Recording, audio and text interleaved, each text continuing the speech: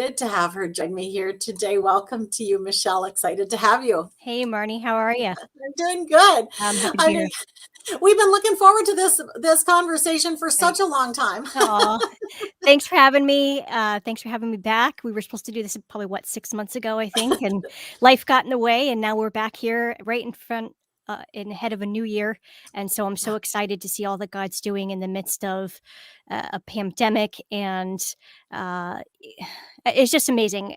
Just one quick point that I was watching the Jesus Music film that just released on DVD, and Michael W. Smith did his testimony on how his first worship album had come out, and he said the Lord spoke to him very clearly and said, for such a time as this, that He wanted him to move away from pop and into worship. So he kind of reluctantly agreed, and he said the release date was for September 11th, 2001. And he Wow. said, and so the interviewer asked, do you believe it was for such a time as this? And he says, I believe it was. So I do think Absolutely. this interview is in its timing, for such a time as this. Right. And we are heading into a new year. No better time to be an author, no better time to get our message out to the world. And so I'm just excited to see what the Lord has for us today.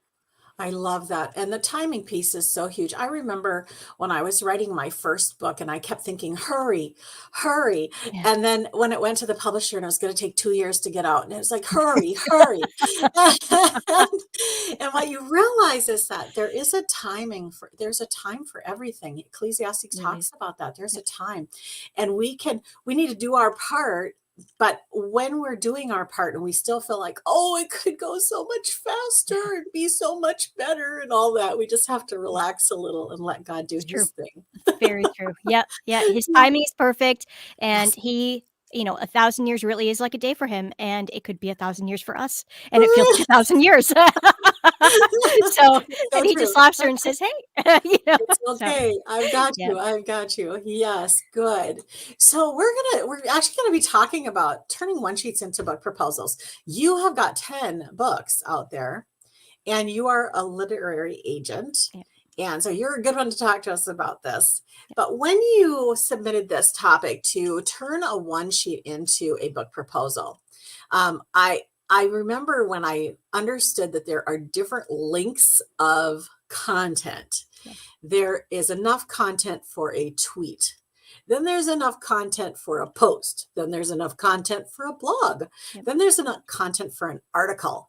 Then there's enough content for a mini ebook. Then there's enough content for a book. And then there's enough content for a saga. Yeah. Uh, so, as you're thinking about turning this one sheet into a book proposal, what would be the first thing you would say? You would need to have enough content so that you could, this book level content is so much bigger than necessarily a 30 or 60-minute talk. Yeah, and that's why I always, as a literary agent, I always encourage people to do the proposal. One sheets, I kind of liken it to like a sprint versus a marathon. Like no one gets up in the morning and says, I want to run a marathon and just gets out there and does it. Like they have to do the training. And so the one sheet really is a sprint. It's kind of your practice run. God's given you this message. He's given you something to say, but you have to figure out, do I have enough content to really share this message in a product that's going to be worth someone's money? As a pastor's wife, my husband and I, we're a one income family. My husband supports us 95%. So I can do what I feel called to do, which is write and speak and be a literary agent, all those things. So for us, every penny counts. And so I always think to myself, when I'm giving content to someone, I want to make sure that the $15 that I'm asking of them is well worth their money. And so I make sure I give them extra because that's what I would want if I was the purchaser of that. Because for me, every dollar counts. I don't want to waste Right. someone's time and I don't want to waste someone's money. And so for me, it's delivering the value. And so when you do the proposal really is like a one sheet's kind of like a snapshot, but the proposal is really where you flesh out all of your content. And that includes things like your unique selling proposition, your felt need, which is one of the most important questions you have to ask yourself is, what is the purpose of this book? Who is the audience for it? It's not just for everyone. We love to say our books are for every person out there, but they're not. We have to figure out who our audience is and think about that person as we're writing. Then we think about the competition. Who's writing in our space that is already doing what we're doing? I mean, Ecclesiastes says there's nothing new under the sun. So someone else is probably writing something about what we're writing about, but what is the unique spin that I can place on it, and what are the experiences that God has used in my life to make me the expert in that field. And then, of course, yourself as an author, like what makes me the expert in writing on a book of whatever. And the marketing, which is for me as a literary agent, most important thing is the marketing. So Uh, there's so many components that you can't always get in a one sheet that you can flesh out in a proposal that I think is mm, so important. So it's valuable. And the template that I give today is going to be valuable to anyone who uses it, because it's going to be, first of all, it's basically the industry standard. So if you use this template, you're pretty good to go. There may be some publishers that make you switch things around a bit, but for the most part, this is the former CEO of Thomas Nelson's template, Michael Hyatt. And so if you use this, like obviously he knows what he was doing. And so this is the template that most publishers use in terms of what they're looking for in a proposal. Now, just to clarify, you're going to give us a verbal template? Yeah. Oh, yeah. Oh, Yep. great. Yeah, Okay. I could certainly, if there's people who are interested, I certainly, if they Mhm. contact me, I'll certainly be happy to give them a Okay. template for writing if they need it. Sure. Okay. All right. And so I think that what I want to do, just real quick, I want to go back. So there's a thing called a speaker one sheet. Okay. And there's an author one sheet. Hmm. Okay. So a lot of our listeners are speakers, and some of them already are authors. And basically, the one sheet is, just for those of you who aren't even clear what that is that one page. It might be 2 pages of front and back, but it is a one sheet of paper that is going to clarify to your target audience, in which case usually is going to be either an agent, a publisher, or for a speaker, event planner. And that's going to give them all of the information that they would be asking for just in this moment. Before I can even consider you, I need to know this much. And then the proposal is so much different than that, because this is this bigger piece. But if you have the proposal done, and I've come now, Michelle, where so when I'm doing a major publication of any kind, I'll do that whole proposal. Yeah. I call it a success plan, Mm. because it makes you think about it differently than you Yep. think about it. And so before I start working on it, before I start writing, I'll do that book proposal. And that's what you're talking about, is this is going to really maximize the opportunity for whatever it is you're putting out there. Where and how during this interview, I'm not sure we had these talk points, but where and how do you want to give the template? Do you want to start with that template and then go through, or how are you thinking of? I can certainly do it the way you mentioned it to me. Just kind of maximizing the content, your market, your audience. Those are the basic 5: competition, and then the marketing and the author are basically like Roman numerals 1 to 5. So if you were at a piece of paper, blank piece Got of paper in it. front of you, you put Roman numeral 1, the content, Okay.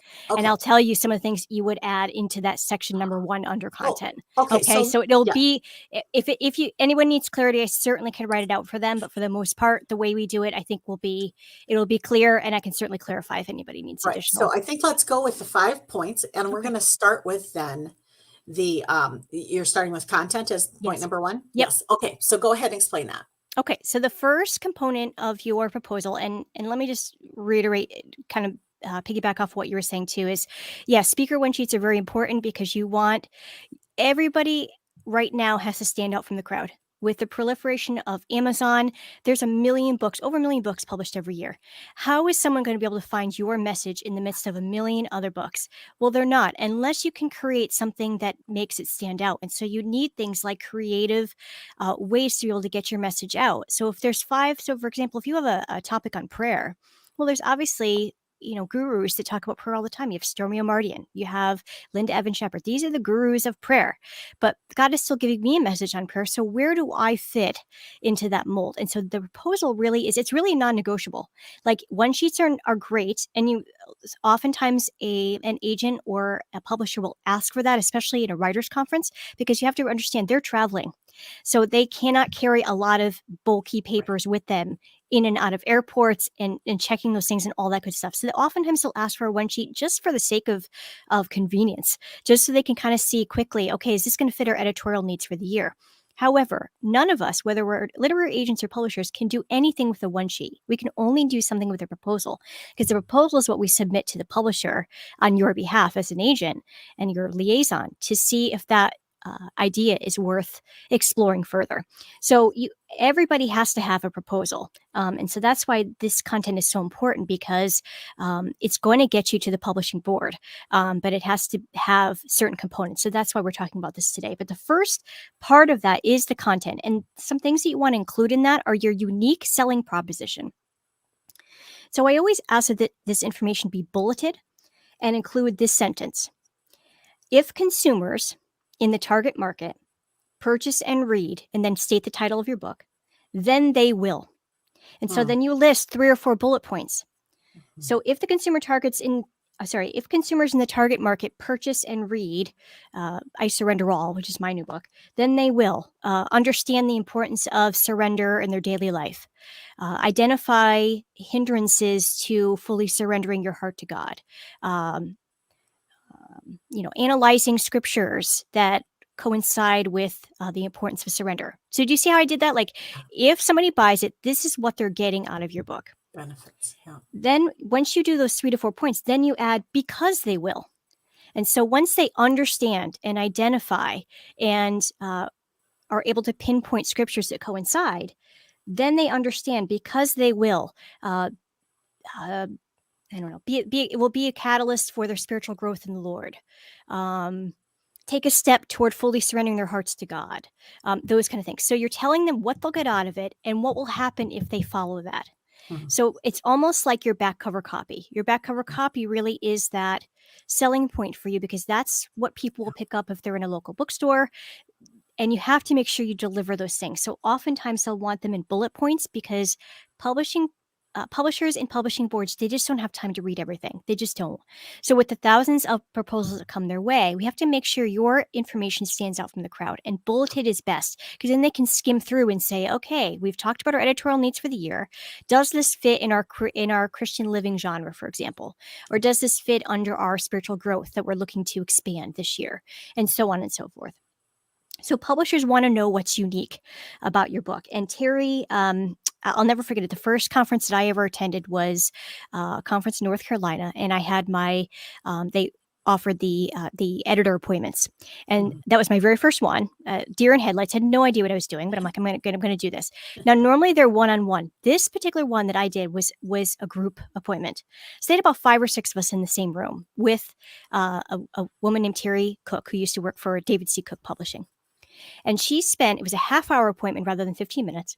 She spent the first 10 minutes telling us what David C. Cook was about and their objectives. Then she made us go through and do a minute elevator pitch and gave us immediate feedback on that pitch. And it said whether she wanted to see it or not. And when she got to me, she actually said she wanted to see it. So I almost fell off the chair, because I was like, really? You really want to hear that? And so she said she used to be a screenwriter in California before she became, part of David C. Cook. And she said, if you didn't have me by page 1, you didn't have me. And so she wanted to know what the unique spin was on an old idea. She said, publishers do not want books that have never been written before. And I never forgot that, because I was like, I think I have to be the person that writes the most unique book. Right. We really don't. We have to provide a unique spin on an old idea. So prayer has been written about a million times, but what can you add to the idea of prayer that only you can provide the content for? So that's what you're emphasizing in that content section.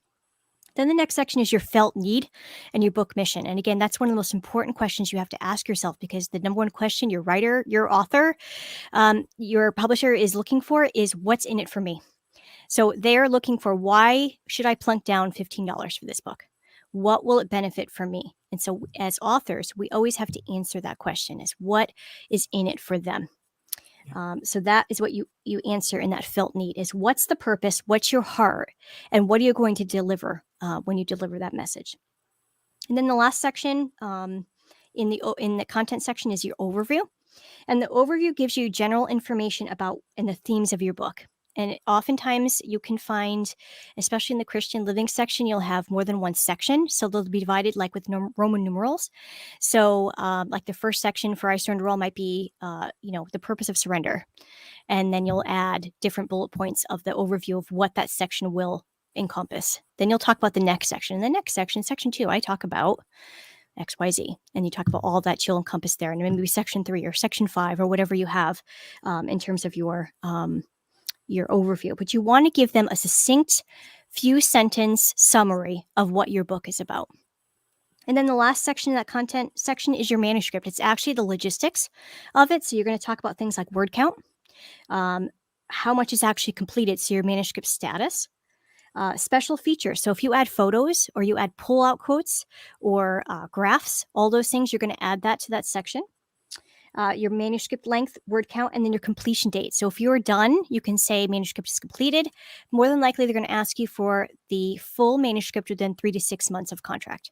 And so you'll just add that. Manuscript can be delivered within 3 to 6 months of contract. So you're just giving them the logistics of your book. So in that first section, that content section, you're giving them the nuts and bolts of what your book is about, a succinct summary, what your felt need is, your purpose, your heart behind it, and then just the logistics of your manuscript. And then it's going to help them understand why it's good for you to be writing about that. Cool. So the whole proposal, not including your sample chapters, would be probably how long? A proposal, if you were going to impress me, probably about 20 pages. The only section that I'm a real stickler about is the marketing plan, and we'll get to that in a little bit. And that's because the marketing plan is where you outline your platform. And for anyone who has been in the writing world for any length of time knows platform is king. And that's where I have to really prove that I can guarantee a certain amount of sales, so that publishers will, when they offer that advance, will not only get their money back, but will make a profit. Because at the end of the day, this is a business, and they have to be thinking about how they can keep their doors open. And so that's where I really shine. So I require, personally, for me as an agent, I require a 1 to 2 page single spaced marketing plan. And that's everything you can think of. So it's, and we'll get into that a little bit, but speaking engagements and radio interviews and interviews just like this and podcasts and articles that you can read, everything you can think of that you can help sell that book. But yeah, so I'd say probably about at least 10 pages, probably closer to 15 or 20 by the time all said and done. Yep. Okay, cool. So talk about market. Market. Okay, so that's the second component of your proposal, and it's slightly different than the marketing section. It is not your marketing plan per se, but it's more about the audience. So this is who you are writing to. So you're going to include in that section the characteristics. So who is your primary audience? You start right away, and it's not for everyone. So if you have a book on prayer, your book on prayer is not for every person. Just like Stormy Mardine's book's not for every person, or Linda Evans Shepard's books are not for every person. But like for my books, I know who my audience is, and my audience are men and women ages 25 to 45. And more than likely, they are seasoned or mature in the faith, or people who have been in the faith for a long time and they want to take their spiritual growth to the next level. I understand that when I'm writing, and I'm always thinking about someone that I know in that market, in that audience, when I'm writing my book, because I want them to be able to receive the information well and know exactly. I want to be able to deliver on what I've promised them. So, for example, your primary audience for a teen book on anxiety, for example, might be, you might say something like, my primary audience is Christian teen girls ages 13 to 19. So you want to narrow it down as much as you can. Some may argue and say you don't want to be too narrow in that section because it won't have enough broad mass appeal. I personally think the narrower the better, because then it helps them to see if your book idea will fit with their needs at that point. And so if they're going to say no, they're going to say no, whether it's Christian teen girls or Christian teen girls ages 13 to 19. Because if they're not looking for teen girl books, it doesn't matter what age you write down. So I always say be more as specific as possible. And that way there's no questions in their mind as to who you're trying to target. And then if you have a primary audience, you may also have a secondary or tertiary audience, and you want to write that too. So your primary audience for a teen girl book on anxiety will be Christian teen girls, ages 13 to 19. But your secondary audience is the moms and the grandmothers and the educators who are around those teen girls. So your secondary audience might be moms, Christian moms, or women ages 25 to 45 or 55. And they would be specifically people who want to educate or empower their Christian teen daughters to release themselves from the grip of anxiety.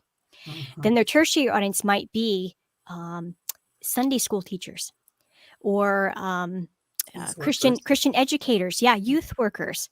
Those are the people who are with your student, with your teen girl, who want to be educated in how to help them be released from the grip of anxiety. So do you see how that all, the Yep. primary audience you're writing to is the teen, but the secondary and tertiary audience might be the educator or the mother or the person who's actually going to buy that book for them. Yeah. Yeah. Second section, part of that section is motivations. And so you want to tell the publisher why your audience wants this book. So your book, again, might be for prayer, but it might be for people who pray regularly every day, but don't feel like God hears them. That's the motivation for your particular book. It's not a humor book on prayer.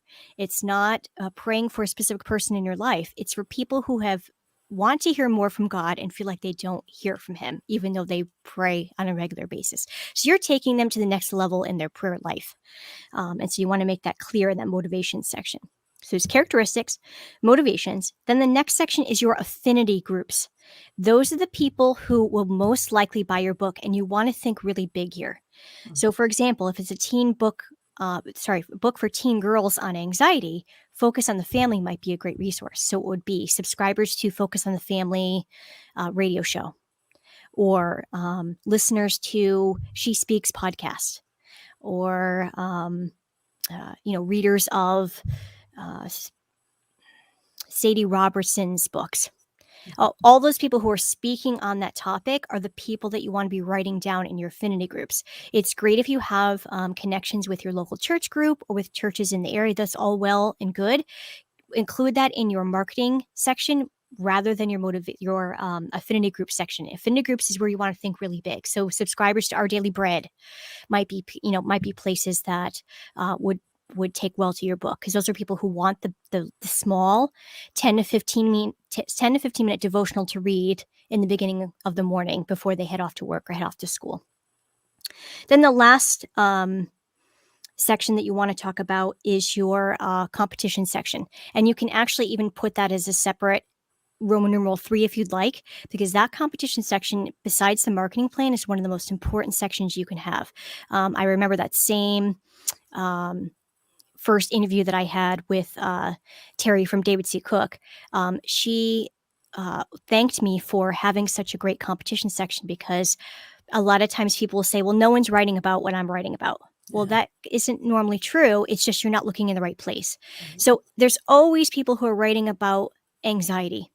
Who is it, and what are they doing that's working well? You don't want to reinvent the wheel, and you don't want to fix what's not broken. So if it's working well for someone, find out who is writing in your space, buy their book and read it, and try to follow their format if you can, because that's what works, because that's what's selling. So you want to make sure that your audience understands a format that will be convenient for them in a way that they can easily digest information. So in your competition section, you think about 3 to 5 people who are writing about what you're writing about. The first one you list is the one that's the most similar, all the way down to the one that's most dissimilar to you. So teen girls and anxiety, I have a friend, Sarah Geringer, who has a fabulous book for teen girls called Transforming Your Thought Life. She'd be the first person I'd list, because she has a specific book for teen girls on how to help them with anxious thoughts. It's one of the sections in the book. Then I might go down to Dr. Michelle Bankston, who wrote Releasing Anxiety's Grip, I think is the title of the book. So I would include her, but she wouldn't be my first thought, because she doesn't write for teen girls, but she does write on anxiety. So I would include her book on that. I might include Dr. Archibald Hart, or anyone else that I can think of for anxiety. The one that I list that's the most dissimilar, I would have bought their book and seen that their format is the most dissimilar to the format that I want to write. And that's what I would list.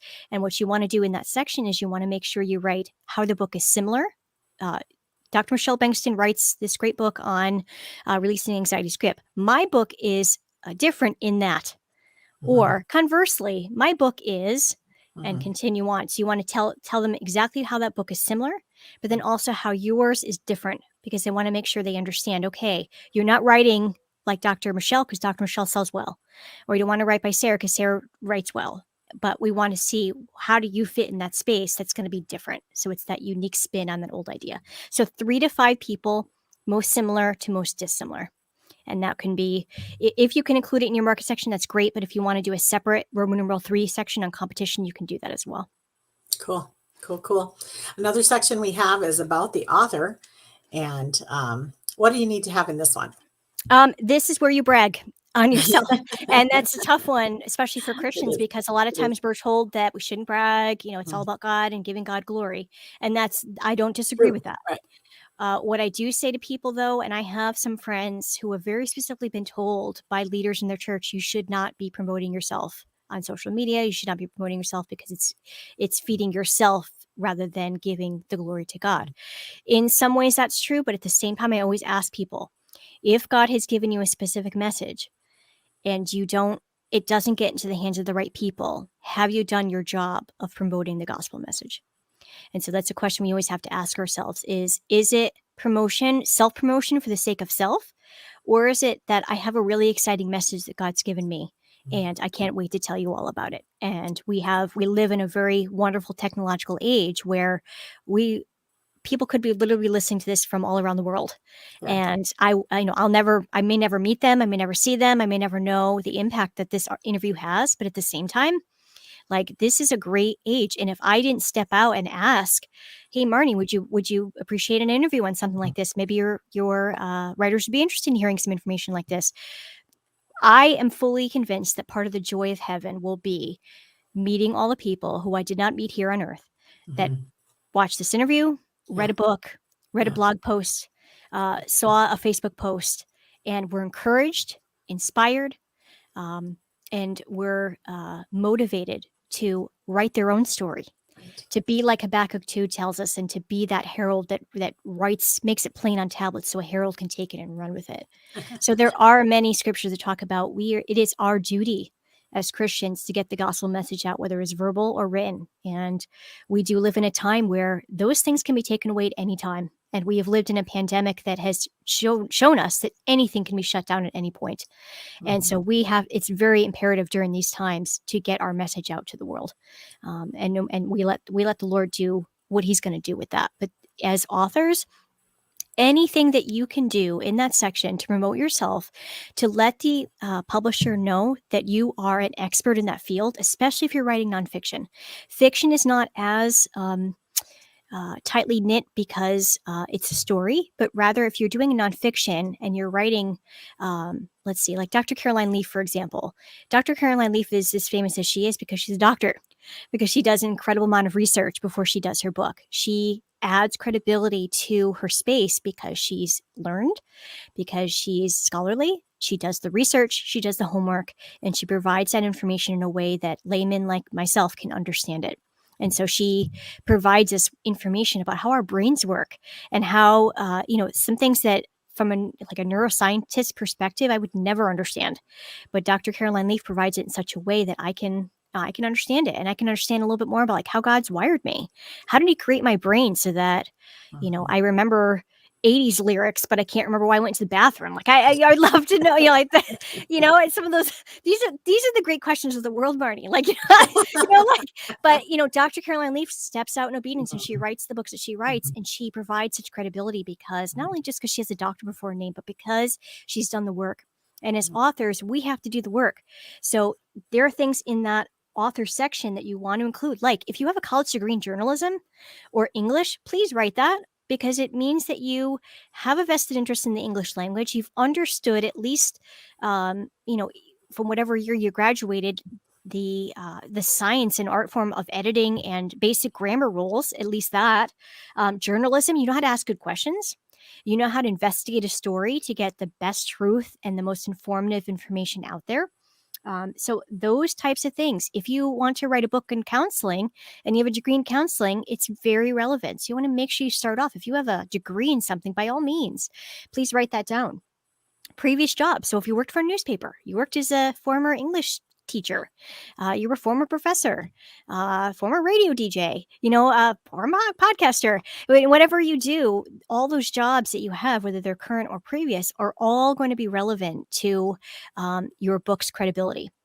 Next thing is your previous writing. So if you write for big places, like Crosswalk or I Believe or Christianity Today, those things are very important when you go to write about yourself, because they want to know, okay, this person has connections. They have connections in the writing world. They know how to write a good article. They know how to create relevant information and good content, and they know how to do so in such a way that's sellable and marketable to places that have a high traffic website like Christianity Today, and those kind of places. So all of that stuff is so important. And I always ask, because that, in that marketing plan, oh, that sounds kind of, ominous, 1 to 2 single space pages. Well, what am I going to write? You can write in the author section, has previously written for Christianity Today. In the marketing section, create a live link to every article you've written so that the publisher can go straight there and see a sample of your work. So it's not like they're just getting just the sample chapters, but they have other work to compare it to. And then also it's win-win because Christianity Today gets more traffic, which is great. And then you get more traffic because people know your name from the bio. So the bio is what gets you traffic to your own website. And then you write down in your marketing plan, by the way, my website gets 1 million hits a month. So do you see how it's win-win Right. for everybody? But when you do your author section, anything that you can write is very relevant. That's kind of where you summarize, but the marketing plan is really kind of where you flesh it out. So if you have a website, you want to include it with your author section. Your speaking engagements, upcoming and previous. So if you've done 500 speaking engagements, or you've done a TED Talk, but the TED Talk was in 2016, it's still relevant because it's a TED Talk, and TED Talks get millions of subscribers. So please write that. Anything you can think of. This is where you really brainstorm. And that's why proposals are so great for that, because you do not have room for that in a one sheet, but you have room for that in a proposal. So if you get a publisher's attention with a one sheet and they ask for that proposal, this is where you really shine. Because it's like, oh, by the way, I know Marnie Sweetberg, or I know, it's kind of where you name drop and you say, hey, I was interviewed by such and such a person, or, this is where so-and-so has expressed interest in endorsing my book or whatever. And then you also want to include your social media, your handles. And then also, if you have a lot of followers, in parentheses, put that. So if you have 5,000 followers on Instagram, write Instagram, Michelle L. Speaks, 5,000 followers or whatever. And that way they can, when the publishers go to do their pub board meeting, they're scanning down all your information and saying, oh, okay, this person's got a platform that's pretty decent. Let's take a further look into what they have to say. So that's your author section. That's awesome. That's awesome. And in the author section, I just wanted to, Shannon Popkin wrote a great book called Elevate Jesus. And she used the analogy of a lifeguard. So a lifeguard crawls way up high on that chair and sits above everybody else, not because they're so proud and they think they're so great, but they sit up there because they're actually fulfilling a function of protecting everybody and seeing from a different perspective and sharing that information. Yeah. Okay. And she said, that's kind of like, what we're doing as speakers, as authors. If you're not willing to let your light shine, if you're not willing to crawl up and sit on the chair that feels higher, because it is kind of in a different position, you're not going to be able to do the job God put you on earth to do. And so it's all how you look at it. So I just always encourage authors, remember, and speakers, when you're writing your bio, it is his story. It is God's story through you. You're not making this up. You're not bragging. You're just telling his story in a way that others can receive it. Yeah. And I think, sorry, just one quick point, that the church does not do humility well. And we often tell each other that humility means you don't take any credit for anything and you sit behind and you do. And that's, for some people, that very well can be. I believe heaven will be riddled with people who mopped floors and nobody knew who they were, and they were what society would consider the lowest of the low. Very true. There's so many scriptures that can encourage that. At the same time, there are the people who get up on worship team platforms and sing. And yes, the spotlight is on them, but at the same time, we're actually called to a higher standard. And so for us as humility, we have to take it a next step and say, yes, God has given me a gift and I praise God for that. And so when we can share that gift in the context of, trust me, try singing or try writing with no story idea, doing it in your own. You won't get past the first page. Like, the Lord has to be giving you something anyway. Right. So we can't do anything without abiding in him anyway. So humility has its place. We should always be humble 100%, but humility does not always mean just sitting in the backdrop of the lowest, the low, and never having a spotlight shine. Some of the most humble people that I know have spotlights shined on them and have Absolutely. had a great cost to their gift. Right. And Lord has humbled them incredibly through that. But the Lord has also used them incredibly too. Right. Humility has nothing to do with your position because it said that Moses was the most humble man on earth and he Yep. was leading the great biggest group of people Yep. available. So Yep. it has nothing to do with position. It is Agreed. heart. It is Yep. heart. So Agreed. good. Yep. Okay. And we kind of are getting low on time here. So Okay. quickly explain the promotion. You've been kind of leading us I up to this have. the I have. whole time. So Yeah. go ahead and tell us a little bit more. I'm trying to give you guys some slow, just a slow step, dip your toe in the water. It's not as scary as everyone thinks, but this is really the marketing plan for me is the number one place I go when I look at proposals. I like to look at the overview and see a general idea of what people are thinking about, but I skip right to the marketing plan Mhm. because again, it's that succinct place where this is where I know whether I can take it on and help you get to that pub board meeting. Pub board meetings are so important now and are so inundated with so many different proposals because there are so many areas where people can get a message out. And so as an agent, I have to make sure that I take people who I think can have a really fair shot at that pub board meeting. And so I have to be able to prove to them that we can guarantee a certain amount of sales. I know Mary DeMuth is her numbers that she requires from people are pretty high. I lowball them a little bit just to give us some room to grow. But at the same time, it can be high and it can be scary. But at the same time, I certainly would never deter anybody from, taking that step of faith and submitting their proposal. But in the marketing plan, the majority of marketing falls on the author. And if you don't get anything out of this interview, please take that with you. Yes, publishers will help you with the marketing. Some, if you're lucky, will have their own PR people that help you with that, but you cannot rely on those people for marketing. With this new book, I Surrender All, the marketing is on me. And I am in right now a crash course on how to market my book and market it well, because not only will it make me a better writer and it'll help me get my message out to more people, but at the same time, as an agent, I need to learn the skills so that I can teach all my clients how to be better marketers. So that when we get to that pub board meeting, again, we have that really good shot in front of that board. So anything again that you can do in that marketing plan to get your book out there is it's so vital. So include things like, again, upcoming speaking engagements, past speaking engagements, radio and TV opportunities that you have. So if you're in upcoming place is your local TV station, start there. Start soliciting them and saying, hey, give them a copy of the book, mail them a copy of the book and say, I have this book here. Would you ever consider interviewing me on your show? And see where it leads you. Radio, TV, same thing. And there are a lot more places now that we've gone more virtual where you can reach radio stations. You may not be able to get on K-Love necessarily, but you might be able to get on a local Christian station or other places that have some really good connections with advertisers to help get your book out there. Speaking opportunities, again, that are on the way. So if you have something either in 2022 or even 2023, that's important because it shows that you have a really good way to project yourself and that you can see yourself in the business for a long haul. Websites are there places where you can sell your book to advertisers, Amazon ads, Facebook ads, Instagram ads, promote your post. Sometimes it takes a little bit of money. You have to have a marketing budget, but it's important for you to decide what that marketing budget is going to look like ahead of time. And I always say to people, don't bust your wallet for a book. Do the best you can, but set limits, count the cost, and make sure that you do the best you can with marketing with the money that you have, and then also understand that you may never make that money back, and that's okay. So set aside an amount that it's okay if you never see again, because that's going to help you, but it's also going to help you get connections into the writing world and the kind of the marketing world too. And then, of course, your social media. Social media is so important. So shoot high for those. A few hundred social media followers is nice. A few thousand is even better. So do your best to see what you can do to, follow more people and not just follow them with no engagement. You want to be engaging with people. So find those groups of places where your audience sits and congregates and go there and get and engage with them regularly. Because when it comes time for your book to come out in 6 months or a year, you're now priming them. They know who you are and you're priming them for a really good product because you've engaged with them and you've delivered something of value. Yeah, so those are some of the places that I would say. Podcasts are another big thing. That might be under your radio and TV section.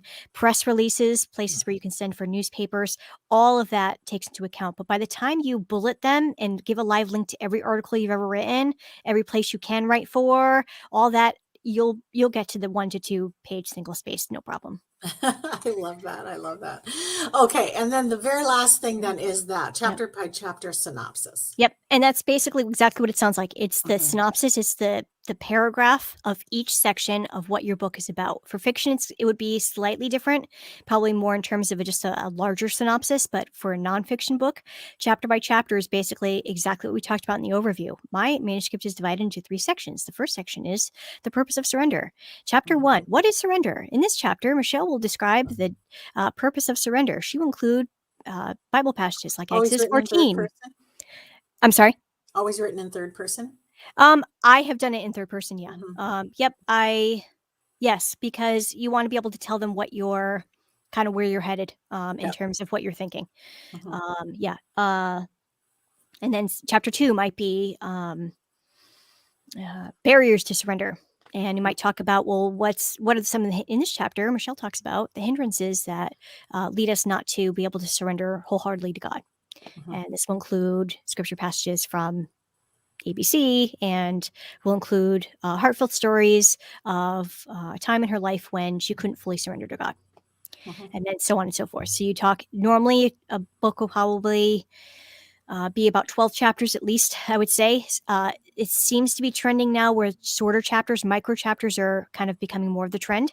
So you may have a lot more chapters, and you'll be able to flesh that out in the manuscript section in that first content, larger subheading of this is going to be divided into 40 micro chapters of 1,000 Yep. words each. And Mhm. so the publisher will understand, yes, we do the micro chapters, or no, we don't, or whatever. But that chapter Mhm. section is basically where your book is headed. For me, that's the hardest section to write because I never quite know where my book is headed until till God starts giving me this stuff. And he doesn't always give it to me chapter 1, chapter 2, chapter 3. Like sometimes he'll give me Right. chapter 7. And then I wind up, which I think is gonna be chapter 2, but then I wind up Right. moving it down like a puzzle piece somewhere later. Right. So Mhm. it's hard, but it's just a projection. It's like any, business person who does the budget projection for the next year. It's where you think you're going with the Yeah. book. And then if Right. you decide later on, if you get that contract, you always have free access to the publisher and say, hey, I feel like I'm Right. going a different direction here. Right. Wow, really, really good. And you guys, I don't know if you're like me, you're going to go back and listen to this again and take notes. So, so good. Thank you so Thank much, you. Michelle, for sharing this. Thank you for being here and for all that you do for authors and writers, as well as for the general public in your writing. Thank you Mhm. for your life. And you guys want to check out her website, michellelazurek.com. What are they going to find when they go over there? Oh, lots of things. They're going to find about me. You're going to find, obviously, my books, places where I've written for. So you can check out samples of my writing.